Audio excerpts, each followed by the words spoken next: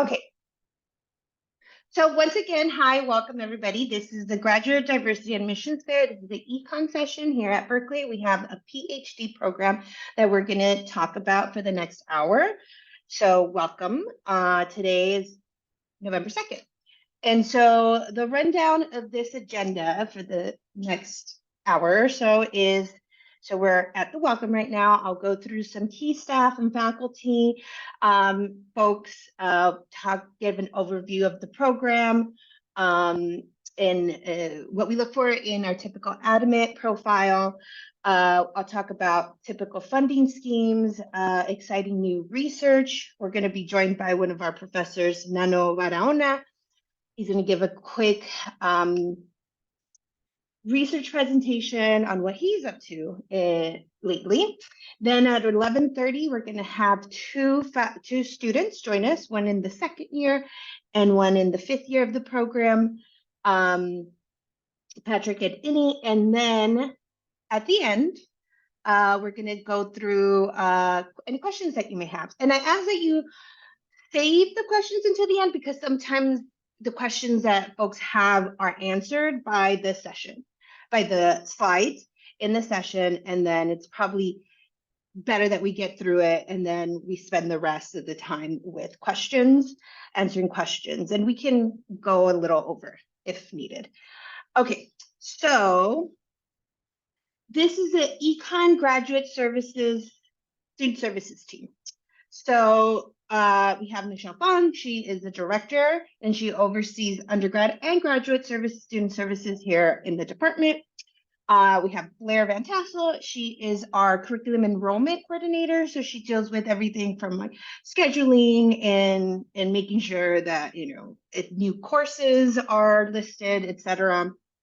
They all manage, they're all kind of submitted and gone through the COSI process, we call it here.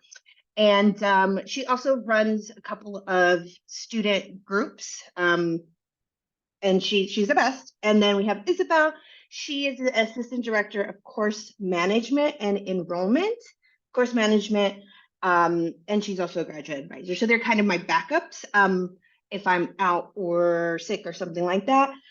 She manages primarily oversees the curriculum, scheduling, and then she also manages the hiring in the department. And we usually hire a ton of TAs every semester.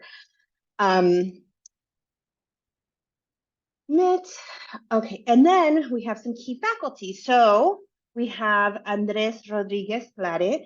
He is our current department chair. Current department chairs usually serve for about 3 years, and this is his second year. So then they rotate out, to do, this is a service that they do to the department, and then they go ahead and teach and then engage in research.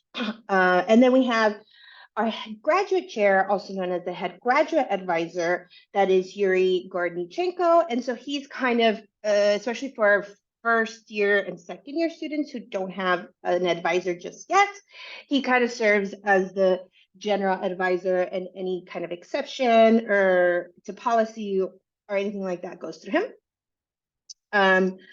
And then let's get into the program overview. So it's typically 5 to 6 years from admission to graduation, mostly 6 years. I will say there are a few people that do 5, but the vast majority do 6. Year 1 is, it actually starts in the summer where we have a summer class, Econ 204, who it's a math intensive course, so students can opt out of it if they have, you provide waiver materials, and then the professor, the instructor of record, decides if you're waived or not. A lot of people who get that waived still take it as still take it in terms of what does he call it? Not proctoring. I'm sorry. They're not enrolled, but they're there for a refresher. And so that kind of starts off year 1, and then the curriculum in year 1 is core courses. And typically in year 1, students work as tutors or readers. In year 2, this is when field courses start up. And then that's when you decide, oh, what do I want to do? You know, do I want to concentrate on labor? Do I want to concentrate development, industrial organization, etc.? So that's 2.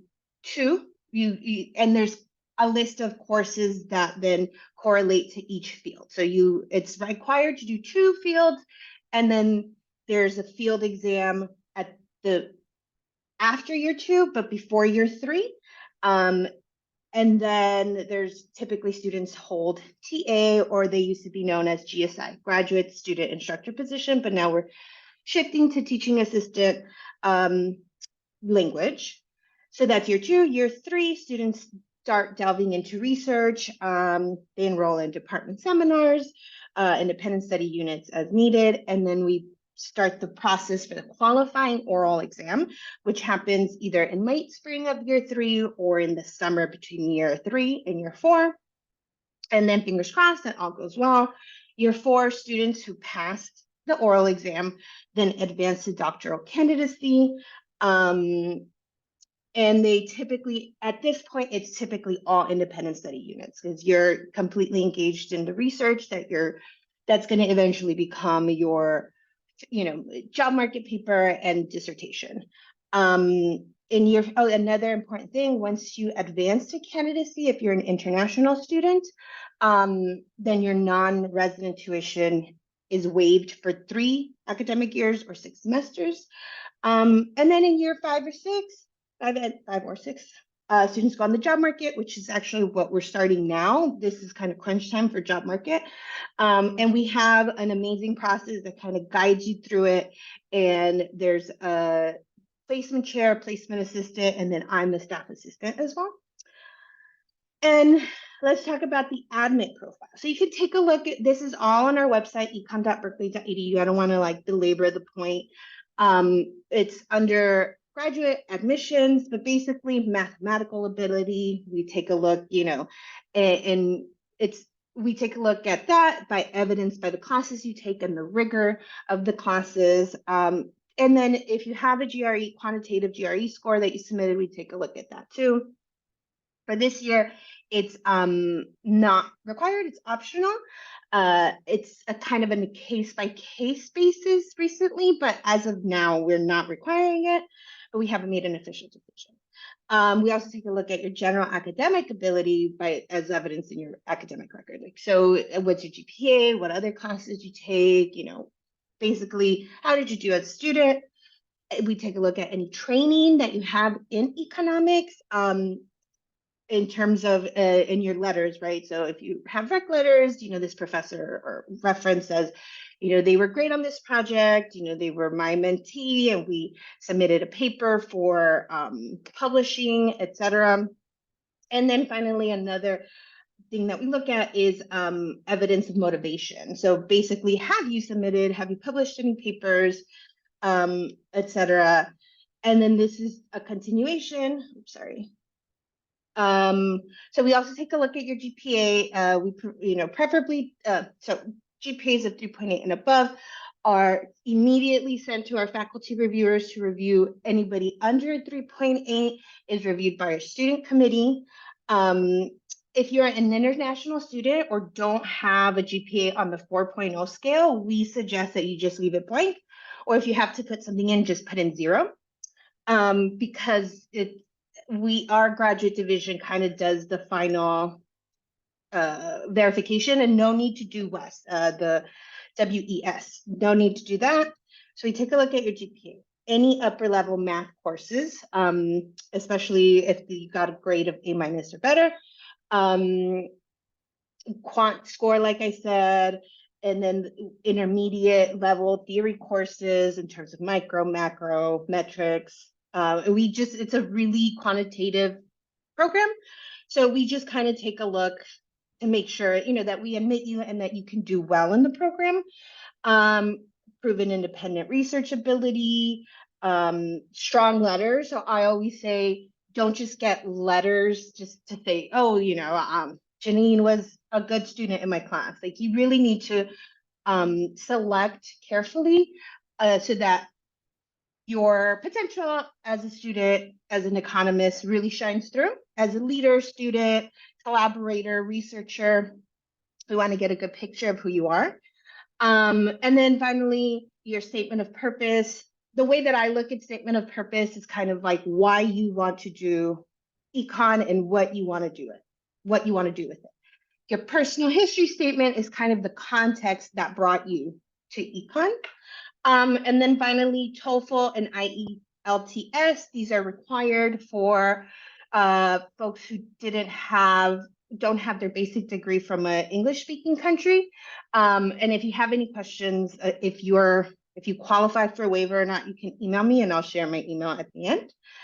And then finally, just want to talk about the graduate funding. So as of this academic year, we are funding every one of our students to $34,000 salary, and that in full fees, including non-resident tuition.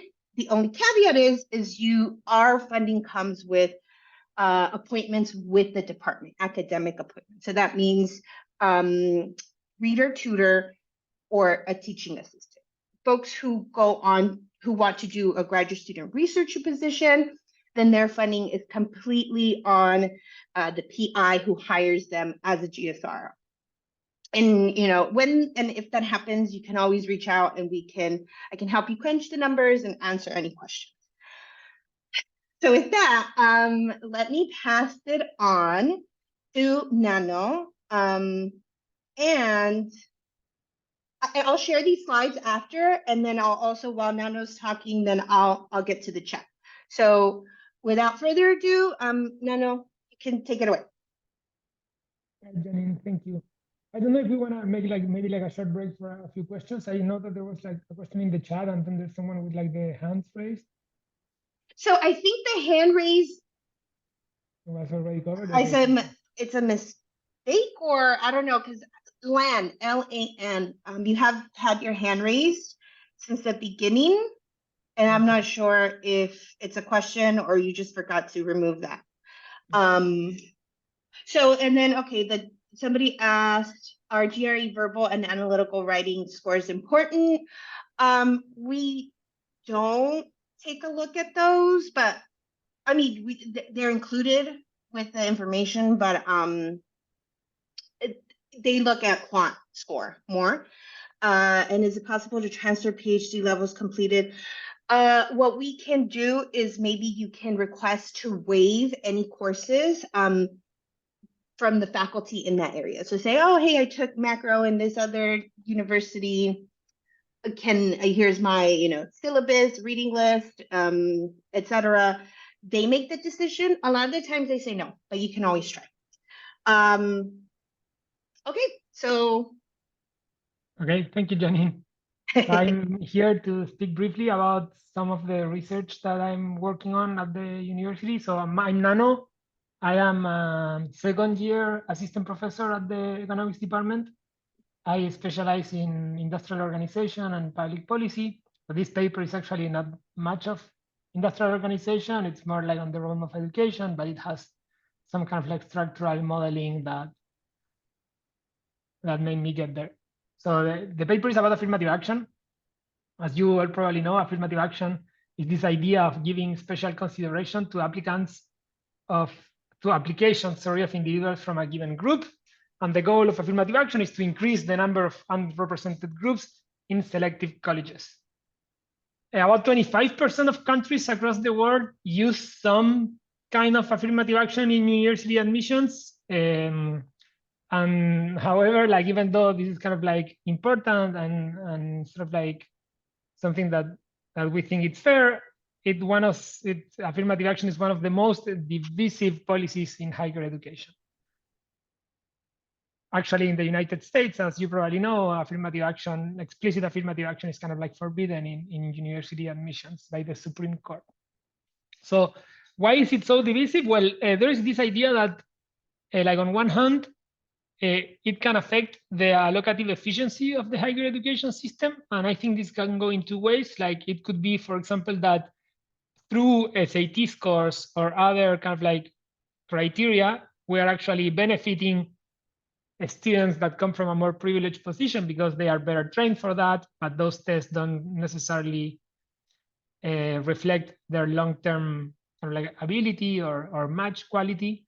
And so in that case, affirmative action is good because we are kind of like distorting a little bit the admission system in order to give advantages to people that would have been equally good if they had had the same opportunities to prepare to exams like the SAT and so forth. But on the other hand, there's like a lot of pushback through like something called the mismatch hypothesis, which is this idea that by placing these targeted students that come from underrepresented groups in very competitive colleges, they might end up being harmed because they were kind of like not well prepared for that. And in this paper, what we do, Janine, if you can move to the next slide, is to take kind of like a setting in Brazil and study a big affirmative action program that was implemented there starting 2012 and see what happened to those students. So the question in our paper is going to be, what are the effects of affirmative action on allocative efficiency? Who wins, who loses? And we're going to be studying in the context of an affirmative action program implemented in Brazil that uses a centralized admission system to assign students into different universities and degrees based on a high school exit exam that every student needs to take to apply to college. So there's going to be a basic trade-off here that affirmative action is going to pull in targeted students into more competitive degrees, but at the cost of pushing out non-targeted students that have potentially higher test scores. And so the paper is going to try to quantify what are the gains and the losses of benefited and displaced students in the context of this setting. So this is a bit of a summary of how the affirmative action policy in Brazil works. This is a policy that was, as I said, implemented in 2011, 2012, but it was fully implemented by 2015. And it mandates all federal universities in Brazil to reserve 50% of their seats for underrepresented groups. So how are they going to do it? Because this is a centralized admission system, right? Everyone applies to their preferred schools, and then the algorithm ranks students according to their test scores and assign them into the different slots. So in Brazil, those slots are going to be reserved for certain people. So let's say that a school has 100 spots available for students to enroll. The law is going to mandate half of those slots to be reserved for students that attended public high schools that in Brazil tend to be from lower income and come from more disadvantaged positions. And then the other 50% of the spots are going to be open and are going to be just based on exam scores. Then within that 50% that comes from public high schools, half of them are going to have to come from like the lower kind of like decile of the income distribution. And the other half is going to be open to any student that comes from public high schools. And then within each of these two groups, there's going to be additional quotas for students that are Black, indigenous, of population of color, basically. And so in Brazil, that's huge, right? They have like a long history of slavery, and so a lot of these underrepresented minorities come from families that didn't have opportunities to grow through those extractive institutions that were placed in the past. Jenny? Yeah. So why do we want to do affirmative action in this setting? Well, these targeted students that we want to benefit through affirmative action represent 82% of applicants in the centralized system. However, only 35% of those applicants are in the top 5% of the score distribution.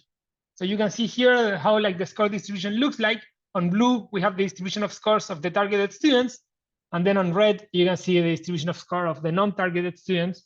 And you can see very quickly, right, that there's like many more targeted students. However, in the right tail of the score distribution, the red students are more heavily represented. And so in practice, what happens to the centralized admission system is that those students that come from more wealthy families or like a different background, they end up occupying most of the spots in the very high selective degrees. So just to give you some insights, and so I know there is a question in the chat on whether I use regression discontinuity. I'm gonna jump into that very quickly, so don't rush. Let me build up my story. So you can see here, this is a plot in which on the x-axis, I have kind of like the admission cutoff score of different degrees in Brazil. So the ones close to 800 are the very competitive degrees, such as medicine, engineering. And you can see they have like very high cutoffs because there's a lot of demand to attending those degrees. And then on the left, you see sort of like less competitive cutoffs that have a lower cutoff score. And you can see that before the policy was implemented, sort of like in 2012 and before that, the share of targeted students in these very selective degrees was relatively low. It was like around 30% at most.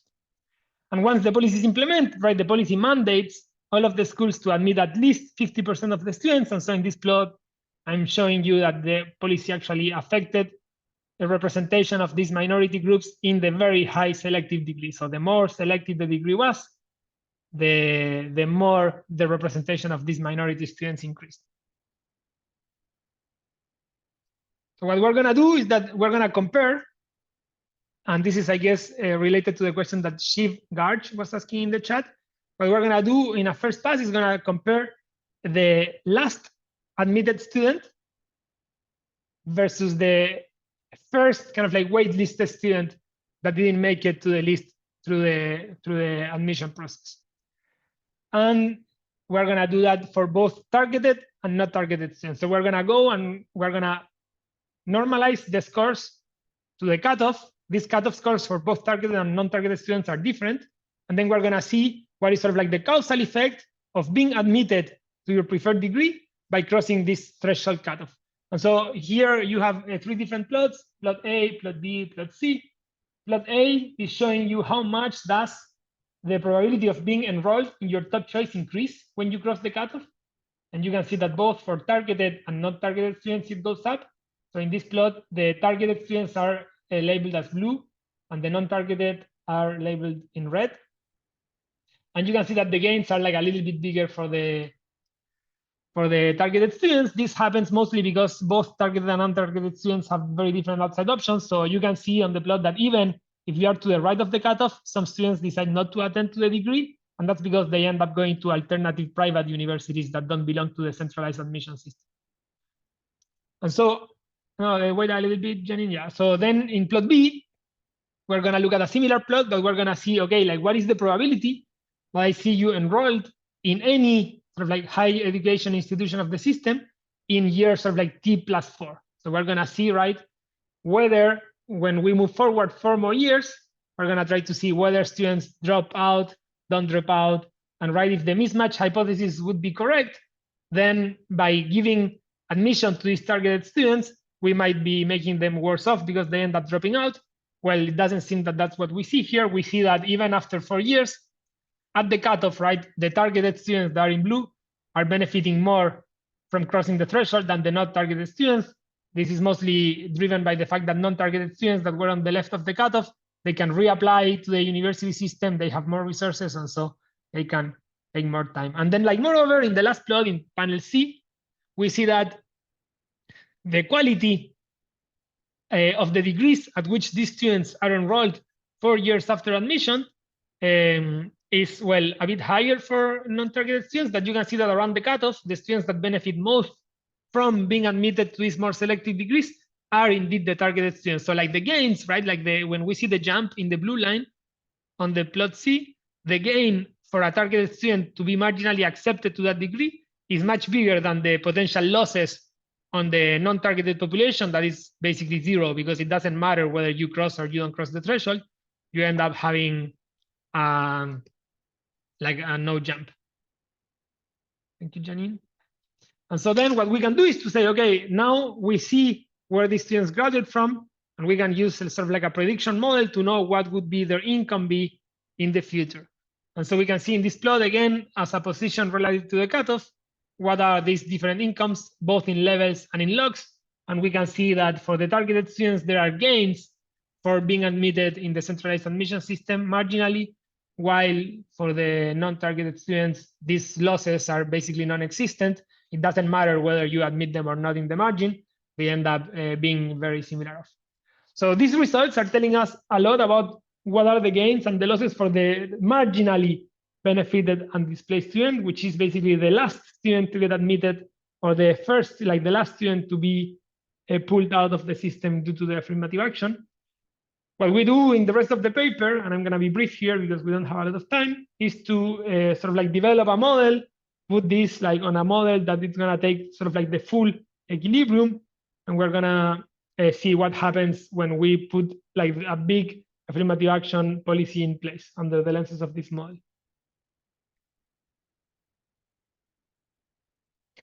So before going to the model, I'm going to answer another question. They're asking me a little bit more details about the data. I was asked to present only for 5 minutes, so that's why I didn't include too many details. But basically, this is data from Brazil. It's administrative data coming from the Ministry of Education. We know to what high school the students went. We know what score they got in the high school exit exam. And then we have the whole application portfolio of these students. So we know to which universities and degrees they applied. Then we have access to the algorithm that determines the equilibrium allocation of the students given their test scores. We see where the students go to school. We see where they are enrolled in year 1, year 2, year 3, year 4, and so forth. We're using data for these discontinuities. We're using data of year 2016. And then we can merge students to income through a match employer-employee data set that is available in Brazil that allows us to follow them in the labor market. So let me now go back to the model. You're welcome. In the model, we estimate counterfactuals by using a potential outcome model. So we're going to take into account that students apply to things they are potentially going to be good at. And we're going to use these cutoffs as identification variation to estimate the parameters of the model. Then we're going to ask to what degrees would the students have enrolled into if we have done no affirmative action versus 20% affirmative action versus 40% affirmative action, and so on and so forth. And then we're going to ask, okay, and what would be the returns to going to each of these degrees? And we're going to identify these treatment effects away from the cutoff using a novel instrument that I'm not going to get into a lot of details. And so then we're going to recover the preference parameters for the selection into degrees, and we're going to put that into our potential outcomes model. So going to the results, when we look at the gains and the benefits of students, we actually find that when you take all of these equilibrium effects into account and don't focus only on the marginally displaced student, you find that there are gains for targeted students. They do better off. So the mismatch hypothesis doesn't really hold here.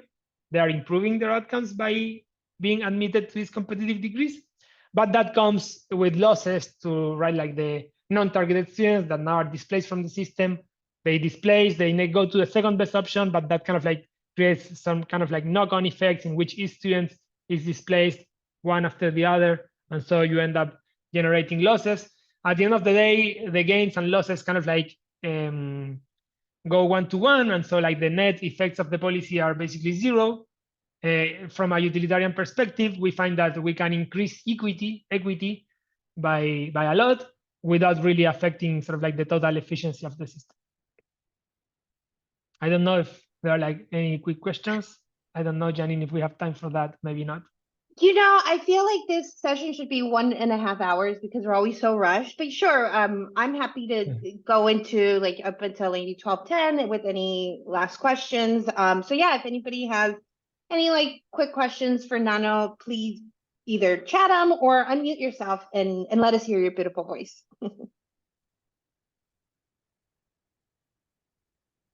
And again, I'm gonna share these slides, and then Nano's information is there too.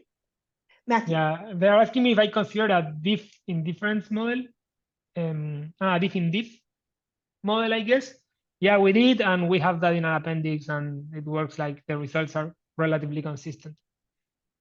Yeah, I guess like the main goal here was to give you like a sense of what kind of research we're doing here. I don't think it's worth getting into the details of how we do it. For that, you can always go and read the paper, which is posted in my website. Matthew Esan, I think you have a question. You raised your hand.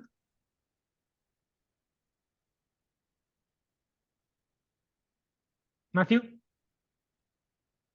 Okay, and then there is like another question by Eric in the chat. He says From what I can understand, there was a catch-up in terms of grades for targeted students compared to not targeted ones. So that's a very good question. Unluckily, we don't observe grades in the data. We only observe dropout. And so there is a catch-up in the sense that dropout doesn't go up for the targeted group. I'm working on a different project now in Chile in a different affirmative action system in which we can see grades. And so we're working on getting to that question and to follow like the students in the classroom and know exactly like whether they are passing their classes and what are the grades that they are getting. So I can answer you that in a few years from now when I get that paper done. Okay, I guess we should move on, Janine. Yeah, Matthew, if you have the question, then ask it now or forever hold your peace. Hello. Yes. Hello. Yes. Yeah, Matthew. Hello. Good afternoon. Good afternoon. Matthew Eson is on the line calling from Nigeria. Nice to meet you. First and foremost, I need to thank the organizer of this program for a job well done. Thank you. My question is this. I just want to ask for the procedures because for my first degree, I read economics.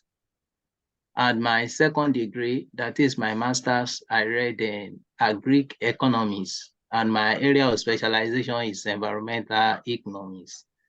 And I don't know if there is a mentor that can oversee my work in that area from the department. Thank you. That's my question. Yeah, so Matthew, we were taking questions for Nano. That sounds like a general admissions question. So we're going to leave that to the end. As I mentioned earlier, please save those questions to the end. And now we're going to move forward with Patrick. We have two students right now who are going to share their graduate student experience. And thank you so much, Nano. You are great, and everybody loved your paper, I'm sure. So thank you, Janine. Thank you. Keep it up. Bye, everyone. It was a pleasure. Thank you so much, Nano. Hi, everyone. I'm Patrick. I'm a second year PhD student here at UC Berkeley. I focus on areas relating to health economics, developmental economics, and more recently, just journal innovation stuff. And I was hoping to talk to you guys a little bit about my experience here at UC Berkeley, but feel free to chime in. I hope this is a little bit informal, and if you have any specific questions or like anything about the environment, I'll feel comfortable bringing them up, and I'll try my best to answer them. So I had a hard time, choosing between schools when I was going through the admission process, and I ended up choosing Berkeley, and I am really, really happy with my decision, to be honest. So here's the things that Berkeley offers, and I'll try to be very, very honest, and I'll try to like give you an overview of things that the way I perceive them. So in terms of the environment, my perception is that Berkeley offers one of the most welcoming environments in the top programs. I think there's a sense of collaboration between students and professors, but also among students, which you really shouldn't take for granted. I think their schools are well known for being quite competitive, and you really don't feel that. And the moment you step out of Berkeley into another school, you like immediately sense like a shift in this. But Berkeley is kind of the default, or we fall into this equilibrium of just really being helpful with each other. Kind of ideas, I feel like, flow pretty freely. People are not like afraid of sharing their ideas and their ideas getting stolen.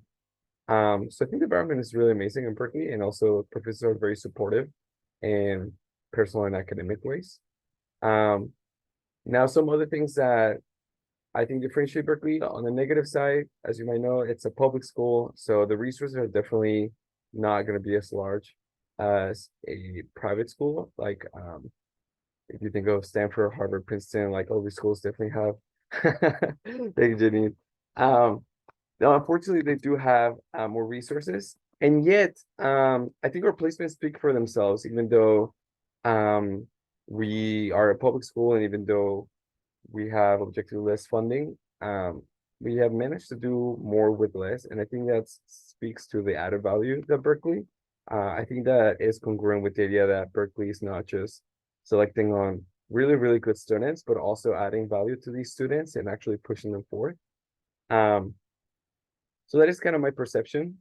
I'm not sure at what stage you guys are in terms of the application process. Jenny, are these like undergrads or like pre-docs or just anyone within the... I think so. The application hasn't closed yet, so folks are either in school already or out of school, have applied or thinking of applying. So kind of all over. Okay, great. Thank you so much.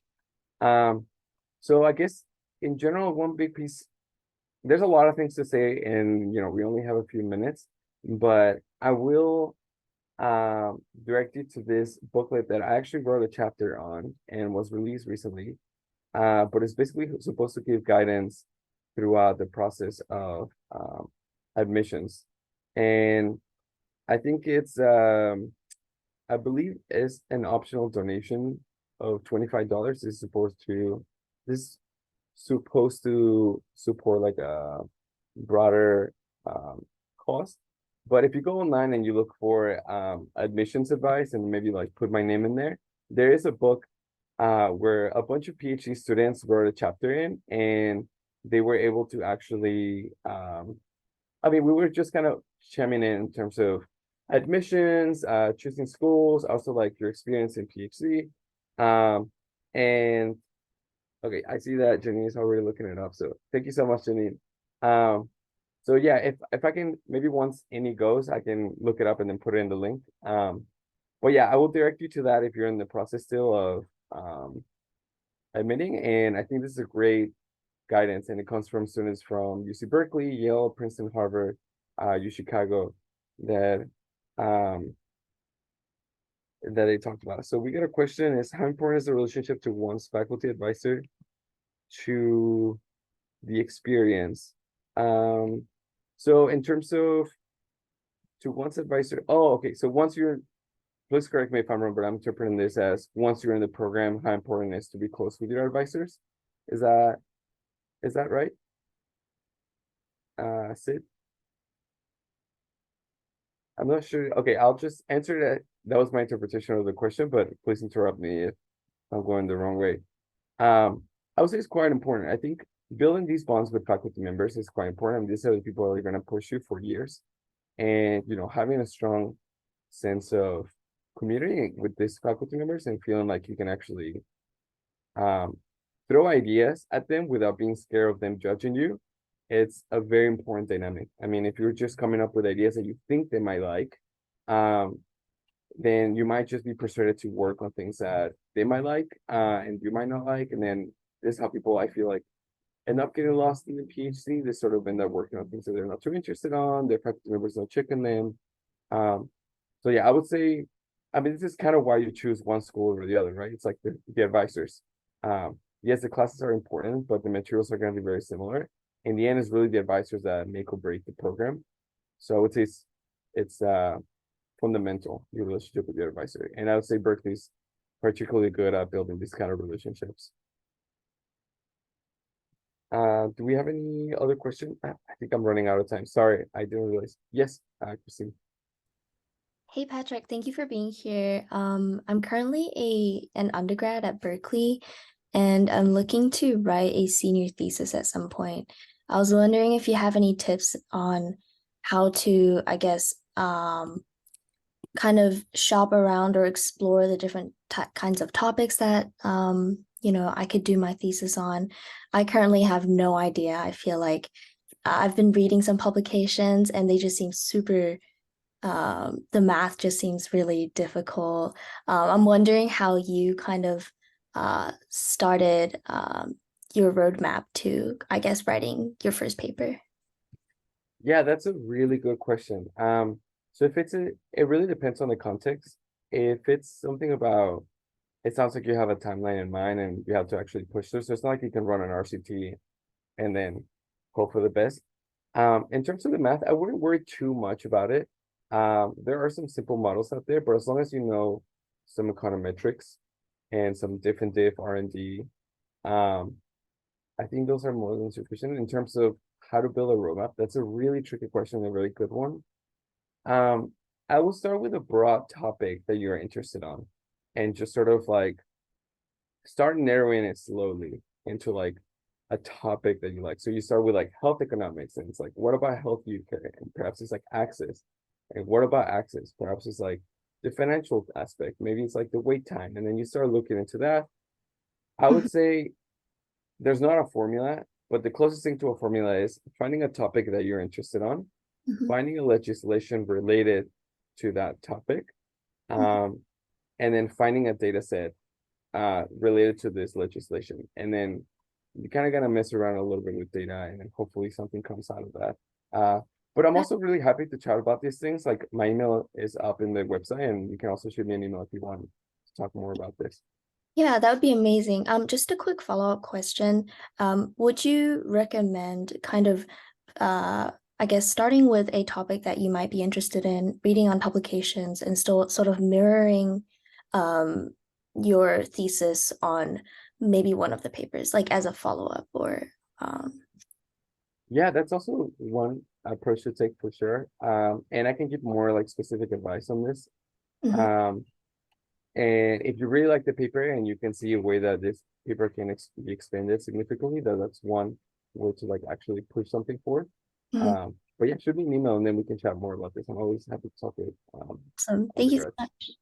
Yeah. So we'll take a question from Joy, and then we still have another student in the questions in the chat. We're going to stay to the end. So Joy, go ahead and ask your question, and then we'll move on to Innie. We're running like 5 minutes behind. Okay. Hi everyone. Thank you so much. So my question was based on how specific would like my personal statement, like the research interest, how specific does it need to be? Because I mean, I have the broad understanding of what I want to study, but then I don't want to write like, oh, I want to analyze this and find the correlation between that. So like, how important is it for it to be very like specific? That's an excellent question. I would actually say avoid being very specific in your personal statement. I think it's quite risky to say something like, I want to analyze this, like, it's like, for example, if you pitch like a brief research idea in your personal statement, I think that's on the net probably negative. In terms of, I would just kind of mention topics that you're interested on, and like perhaps like the relationship between topics, like would be very broad. Like I really wouldn't dwell into like specifics of I'm gonna use this legislation, or like I want to do this research thing, or like I'm interested in this, like the impacts of this like legislation. You gotta be very careful with that. But I would just kind of keep it broad. The personal statement is probably the single element that matters the least in the application process. And they just want to make sure it's like a good fit, that you can write clearly, and like you know what the program is about. But like I wouldn't stress out too much about it, and I also wouldn't like overdo it in terms of trying to show off like other aspects, if that makes sense. Yeah, thank you so much. Thank you. Yeah, please.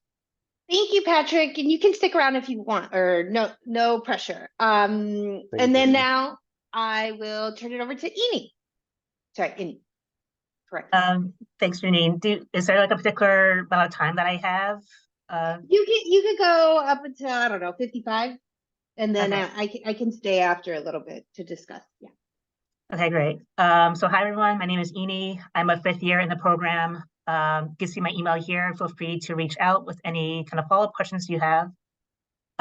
So yeah, I just have a list here of advice for like different stages of the process. So I guess to start with the application process, so like one piece of advice is to kind of really try to make sure all your materials emphasize the kind of econ-specific skills and background that you need. And so as kind of mentioned, research experience or ability, math ability, just kind of make sure that everything is kind of tailored to econ. So for example, with your CV or resume, try not to use the version you would use for like a job, but kind of try to kind of format it and organize it to make sure that for anyone who's kind of reviewing your materials, it's very easy for them to kind of pick out what exactly kind of research and math skills and other econ related skills you kind of currently have. And then related to that, it's important to kind of seek out feedback, either from professors you're in contact with or other grad students, me included. Be happy to kind of look at anyone's materials. I think getting feedback can be very useful to kind of make sure you're emphasizing the right things in your materials. And then going on to admissions, yeah, so hopefully you're admitted to multiple schools and you have that task of kind of choosing a school out of your options. And so like Patrick mentioned, I think fit is really important, maybe even more so than kind of rank or prestige. I think the better the fit, the more likely you are to actually get your PhD, which is what matters the most. And so I think fit can include kind of making sure it's a collaborative rather than competitive environment. Fit can be, so like at Berkeley, for example, I think it's very hard to fail out of the program. On the other hand, there are some programs that kind of purposely try to filter out students out of the program through different kinds of exams. And so I think knowing what kind of program you're kind of dealing with and whether the kind of program that wants everyone to succeed, I think is really important. And so related to that, reaching out to current students and trying to get a sense of what the culture is like. What the culture is like, how the professors interact with students, how difficult or easy it is to kind of fail at different aspects of the program, I think is really important. And then during grad school itself, I think one big piece of advice that I think can be helpful is to kind of make sure you're not comparing your progress to others. So I think it's really easy to get imposter syndrome because different people come to the program with different levels of preparation and experience.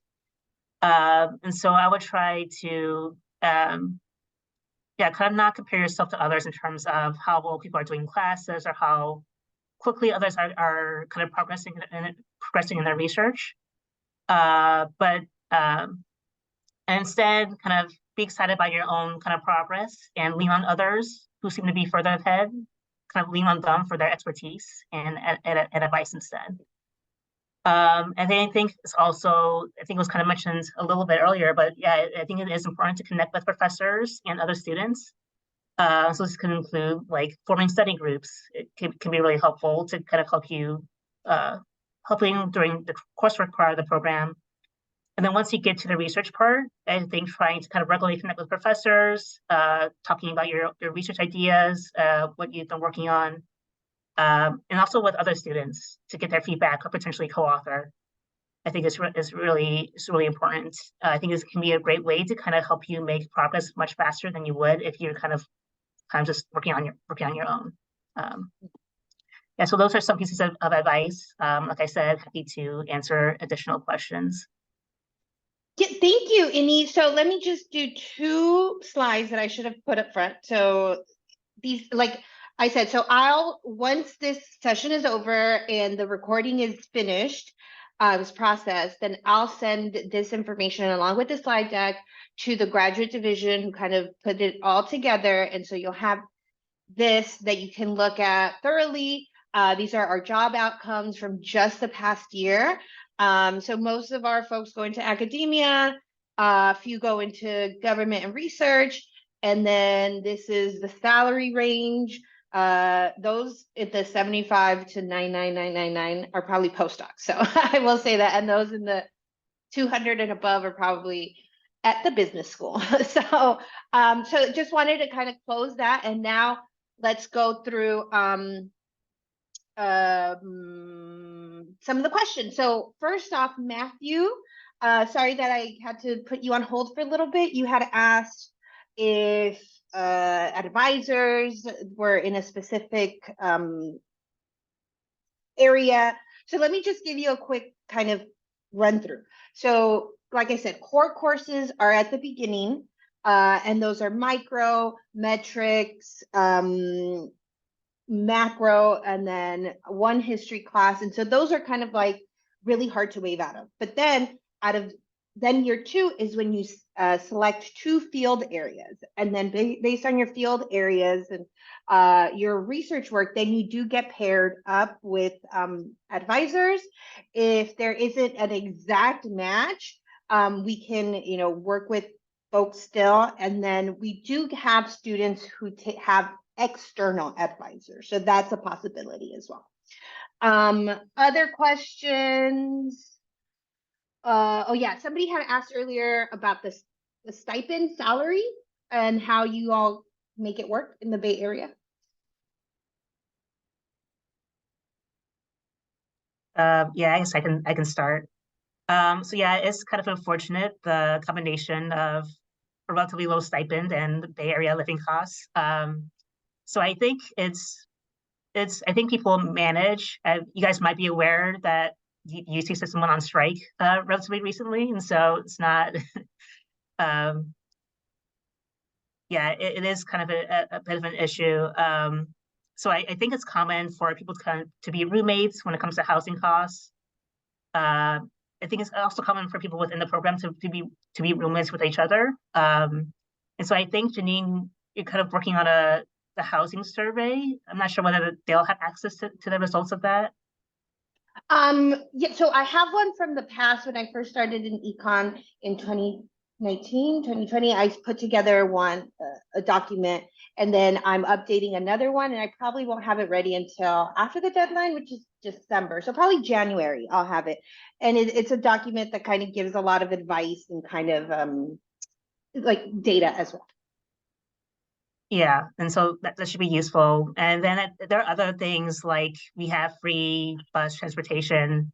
There's the Basic Needs Center, which can be a resource to getting kind of subsidized food and things like that. So there are ways to try to kind of stretch a dollar, I guess. And there are sometimes opportunities to kind of add to your stipend through other kind of fellowships, either that are internal to Berkeley or external. That could also potentially help. Yeah, I think you mentioned most of it.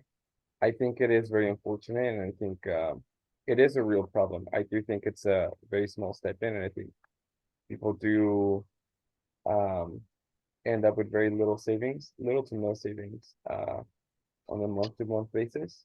I will not sugarcoat it, like it is an issue. And the Bay Area is very expensive, and it is quite I think people do live on like day to day with the stipend that they currently have. So be aware of that. Like it is true and it's happening. Like I don't think anyone should sugarcoat it. Like it's just how things are right now. Fortunately, they got rid of like the partial funding, which was even worse before. So people only got partial fundings. Like any mention, there's other like fellowships that you can like tap into. But no one guarantees those fellowships, and it's hard to say what's the probability of you getting more of these fellowships. Like I don't think you should come into the program thinking like I'm just going to get more funding at some point, because I don't think it's complete. Take the expected value of that, I guess. In terms of the addition, I think there are great opportunities for the summer, and there are some RHs that you can pull off, and some pay more than others. I guess on the bright side, like you do get some benefits of being on the West Coast. I mean, it is like really nice weather, and it's really like compared to our competitors, like even though you'll get more money, like who wants to live in New Haven, right? Like New Haven, Connecticut, yeah, it's freezing cold and there's nothing happening there. So like I think there are some advantages to Berkeley. Like it does come with a lot of amenities. But yeah, like I would say the best way to get a sense of this is visit days, and come to visit days and see if you like each city and how much you will be willing to give up in terms of monetary benefit from one city to another one. And that's going to be a really big thing to decide on. So yeah, that's where visit days come really essential, because at the end of the day, you are making a trade-off. Yeah, thank you guys for your candor, Innie and Patrick. We have a few more questions. Since only one application is allowed per cycle, this person wanted to know if either of you considered applying to ARE or Haas, and what affected your decision to apply to Econ. That's a very good question. I think it really depends. So it really depends on your strategy, and you have to be quite strategic about this, I think. So for one, if you're not into the topics that ARE is into, you should not be considering ARE just to get like your footing in Berkeley. I don't think that's a good strategy. Like you should be, if you're going to ARE, you should be looking into working in like agricultural research. Or, in terms of Haas, I'm not sure like what's the process of Haas, but also like similar idea, like it's very topics based. The departments, there is a differentiation, like even though we interact with each other in terms of day to day, like at the end of the day, I do think there's a very strong correlation between your department and the advisors you end up getting. ARE does end up getting advice by like ARE faculty, economics, by economics faculty, and so on. There's some overlap, obviously, but I don't think you should like take it as a guarantee. So you should be like a little bit strategic about this and think about like which one is more substitutable, right? Like if you think you have better chances of one program or the other, like would you have an alternative that gives you like similar admission chances? If area is like very specific in like your area, maybe like you should apply to that because Berkeley is substitutable with other top programs, so maybe the other way around. That's kind of the way I thought about it. Yeah. What about you, Annie? No, I think, yeah, not much to add, but I guess I would kind of go based on if you already have an idea, a pretty good idea of what kinds of fields you want to do. I think, yeah, that makes sense as so like ARE, it's like development, environmental economics, things like that, or actual agricultural economics. So if you already know that's what you want to do, then I think ARE can make sense. Haas, I'm not as sure exactly. So I guess there's finance, real estate, think accounting, things like that. So if you know you care more about that kind of, yeah, more business oriented kind of fields, then Haas can make sense. I guess Econ is the broadest of the three. So yeah, I guess I would use your fields of interest to kind of guide you. Mm-hmm. Yeah, and students can take on development as a field area or finance as well. And there we have faculty who are kind of have a foot on in both areas. We'll take a couple more questions, then we'll go to Chris, and then we can finish off by 12:10. Or Patrick. Sorry, I have to go. Okay. But it was really great meeting everyone, and my site is online, and if you have any additional questions that I might be able to help with, consider sharing an email. I'm not always the best at responding, but I'll try my best. Okay. Thank you so much, Janine, for putting this together. Yeah, Bye-bye, thank you. everyone. Sorry for, like I said, it should be an hour and a half. Thank you. And then somebody asked, what do you advise when it comes to having a project you're already working with Berkeley Econ faculty? Do we have an option to choose them as an advisor in the first 2 years? In the first 2 years, it's kind of, there's no official advisor, but you can certainly work. There's students that work with faculty from the beginning. So that's up to you. Yeah, and I also have to go, Janine. Okay, sorry, yeah. Annie. Okay, so I'll answer the rest of the questions, and then if folks have questions for the students that just left, then you can reach out to them. Somebody asked, how would you rank the components of the application? From my point of view, we have a holistic approach, right? So we take a look at everything. So I would say the most important things are, I guess, what you have control over, right? Is who you pick as your letters of writers or your letters. Select really good ones who can like really attest to your skills as a researcher, as a student, as a leader, as a future economist, collaborator, etc. And then your essays, your statement of purpose, history, and then personal history statement. Your transcript, you can't really like do anything about it unless you take extension classes or classes at a community college. If maybe you don't have the mathematical quantitative background. So I can't say there's the least important or most important. It's all very important.